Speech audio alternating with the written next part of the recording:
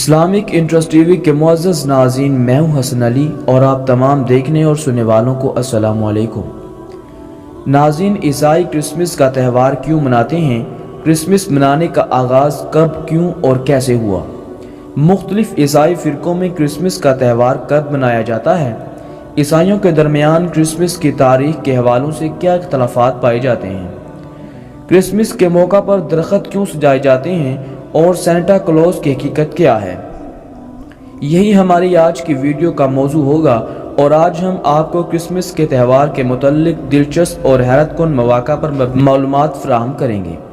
مگر ویڈیو میں آگے بڑھنے سے پہلے اگر آپ ہمارے چینل پر نئے ہیں تو برائے مہربانی ہمارا channel Islamic interest T V subscribe کریں، جہاں آپ کو بالخصوص اسلامک ہسٹری اور بالعلوم دنیا بھر کی منفرد معلومات کی ویڈیوز ملتی رہیں گی۔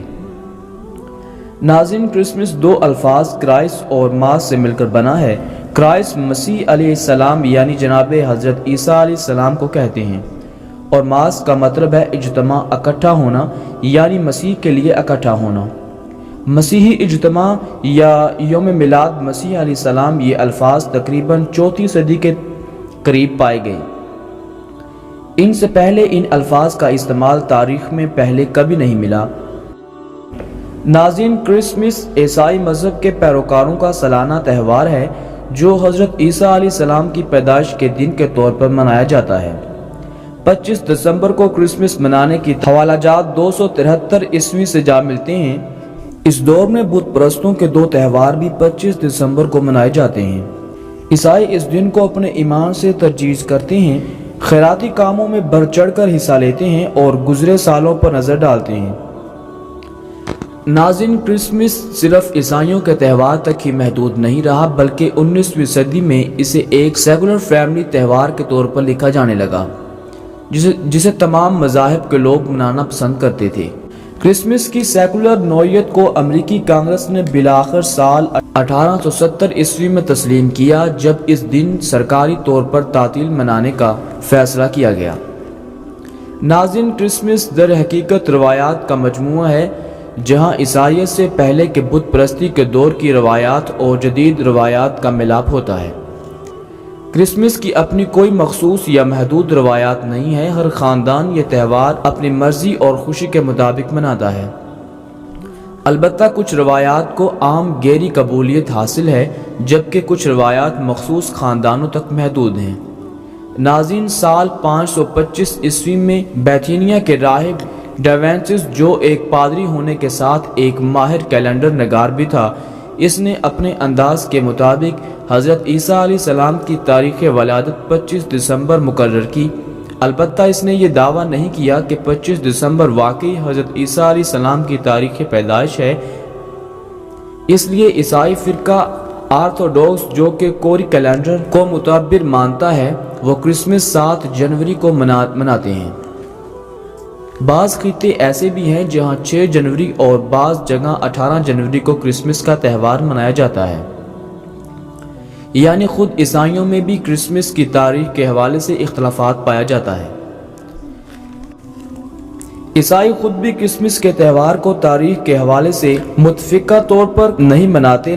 ناظرین، بائبل کے مشہور مفسر ایڈم کلارک کہتے ہیں کہ حضرت عیسیٰ علیہ السلام کی پیدائش ستمبر یا اکتوبر کے مہینے میں ہونے کی بالواسطہ تائید اس حقیقت سے بھی ملتی ہے کہ نومبر سے فروری تک چرواہے رات کے وقت کھیتوں میں اپنے جانوروں کی نگہبانی کرتے تھے، بلکہ ان مہینوں میں رات کے وقت وہ انہیں حفاظتی باڑوں میں لے جاتے تھے، جنہیں بیڑوں کا حفاظتی باڑہ شیپ فولڈ کہتے ہیں۔ اس لیے 25 دسمبر کی حضرت عیسیٰ علیہ السلام کی پیدائش سے کوئی مناسبت نہیں۔ ناظرین، عیسائی تہواروں میں کرسمس کا دن ایسا ہی سمجھا جاتا ہے جیسے مسلمانوں میں عید کا دن، کیونکہ یہ عیسائیوں کا سالانہ تہوار ہے جو 25 دسمبر کو حضرت عیسیٰ علیہ السلام کی سالگرہ کے طور پر منایا جاتا ہے، اور بیان کیا جاتا ہے کہ اس تاریخ کو حضرت عیسیٰ علیہ السلام کی ولادت ہوئی تھی۔ اسی خوشی میں کیک کاٹے جاتے ہیں اور مختلف قسم کے طریقوں سے خوشی کا اظہار کیا جاتا ہے۔ عیسائی دین میں یہ سال اس اہم ترین عیدوں میں دوسرا دن ہے۔ سب سے اہم تہوار استر ہے، استر کہلاتا ہے۔ کرسمس عمومی طور پر سالانہ 25 دسمبر کو منایا جاتا ہے، تاہم علماء اسلام نے تصدیق کی ہے کہ یہ حضرت عیسیٰ علیہ السلام کا اصلی یوم ولادت نہیں ہے۔ ایسٹر کے متعلق عیسائیوں کا عقیدہ ہے کہ حضرت عیسیٰ علیہ السلام کو جب سولی پر چڑھایا گیا تو وہ 3 دن بعد دوبارہ زندہ ہو گئے تھے اور وہ 21 مارچ کی تاریخ تھی، اس لیے اس خوشی میں عیسائی 21 مارچ کو یا اس کے فوراً بعد آنے والے اتوار کو ایسٹر کا تہوار مناتے ہیں۔ یاد رہے کہ یہ وہی دن ہے جسے ایرانی نوروز کے نام سے جانتے ہیں اور ہندو اسے بسنت کا موقع قرار دیتے ہیں۔ ناظرین، عیسائیت کو مقبول بنانے کے لیے حضرت عیسیٰ علیہ السلام کی تاریخ ولادت 25 دسمبر مقرر کر دی گئی۔ قرآن مجید کی سورہ مریم پڑھنے سے معلوم ہوتا ہے کہ جب حضرت مریم علیہ السلام کو درد ہوا تو اللہ رب العزت نے ان کو ہدایت کی کہ کھجوروں کے تنے کو ہلائیں تاکہ ان پر تازہ پکی ہوئی کھجوریں گریں اور وہ اس کو کھائیں اور چشمے کا پانی پی کر طاقت حاصل کریں۔ اب فلسطین میں موسم گرما کے وسط یعنی اگست میں ہی کھجوریں ہوتی ہیں۔ اس سے بھی یہ امر واضح ہو جاتا ہے کہ حضرت عیسیٰ علیہ السلام کی ولادت جولائی یا اگست کے کسی دن ہوئی تھی اور 25 دسمبر کی یہ تاریخ بالکل غلط ہے، اس لیے کہ پورے فلسطین میں 25 دسمبر یا دسمبر کے مہینے میں کھجوریں نہیں پکتی۔ ناظرین، انسائکلوپیڈیا آفریٹانیکا کے مکالمہ نگار شمالی کیلیفورنیا کے شہر درہم کی ٹیکنیکل یونیورسٹی کے شعبہ تاریخ و دینیات کے پروفیسر ڈاکٹر بانس جے ہیلر برانڈ کرسمس ڈے کے متعلق لکھتے ہیں کہ ابتدائی عیسائی لوگ حضرت عیسیٰ علیہ السلام کی یوم پیدائش اور اس موقع کو بحیثیت تہوار منانے کے درمیان فرق کیا کرتے تھے۔ دراصل ولادت مسیح کو منانے کی رسم بہت بعد میں آئی، بالخصوص عیسائیت کی ابتدائی 2 صدیوں کے درمیان حضرت عیسیٰ کے یوم پیدائش بحیثیت تہوار منانے کے لیے شناخت کرنے کے متعلق ابتدائی عیسائیوں کی طرف سے انتہائی مضبوط مخالفت موجود تھی۔ بہت سے چرچ فادرز نے یوم ولادت کو منانے کے پاگان مشرکانہ رسم کے متعلق طنز آمیز تبصرے پیش کیے۔ 25 دسمبر کو ولادت مسیح کے طور پر مقرر کرنے کا باقاعدہ آغاز بالکل غیر واضح ہے۔ ناظرین، اس دن کی بنیاد کے متعلق ایک ہماگیر وضاحت یہ ہے کہ 25 دسمبر در حقیقت مشرق روم کے تہوار نامغلوب ہونے والے سورج دیوتا کے یوم پیدائش کی عیسائی شکل تھی، جو کہ رومن سلطنت میں پرمقدس دن تھا، جسے سورج دیوتا کی حیات نو کی علامت کے طور پر انقلاب شمسی کے دوران منایا جاتا تھا۔ ناظرین، کرسمس کے دوران کرسمس ٹری بھی بڑی اہمیت رکھتا ہے، جبکہ یہ تصور جرمنوں کا پیدا کرتا ہے۔ یہ لوگ کرسمس کے دن حضرت مریم علیہ السلام اور حضرت عیسیٰ علیہ السلام اور حضرت جبریل علیہ السلام کا کردار مختلف اداکاروں کے ذریعے ایک ڈرامے کی شکل میں پیش کرتے تھے اور تمام واقعہ دہراتے تھے جو حضرت مریم علیہ السلام کے ساتھ حضرت عیسیٰ علیہ السلام کی ولادت کے ضمن میں پیش آیا۔ اس واقعے کے دوران درخت کو مریم علیہ السلام کا ساتھی بنا کر پیش کیا جاتا تھا کہ وہ اپنی ساری اداسی اور ساری تنہائی اس درخت کے ساتھ بیٹھ کر گزار دیتی تھی۔ ناظرین، چونکہ یہ درخت بھی اسٹیج پر سجایا جاتا تھا اور ڈرامے کے اختتام پر لوگ اس درخت کی ٹہنیاں تبرک کے طور پر اٹھا کر لے جاتے تھے اور اپنے گھروں میں ایسی جگہ لگا دیتے تھے جہاں ان کی نظروں میں ٹہنیاں رہیں اور ہر وقت ان کی نظر ان ٹہنیوں پر پڑتی رہے۔ ناظرین، یہ رسم آہستہ آہستہ کرسمس بڑی کی شکل میں اختیار کر گئی اور لوگوں نے اپنے اپنے گھروں میں کرسمس بڑی بنانے اور سجانے شروع کر دیے۔ اس ارتقائی عمل کے دوران کسی ستم ظریف نے اس پر بچوں کے لیے تحائف بھی لٹکا دیے، جس پر یہ تحائف بھی کرسمس ٹری کا حصہ بن گئے۔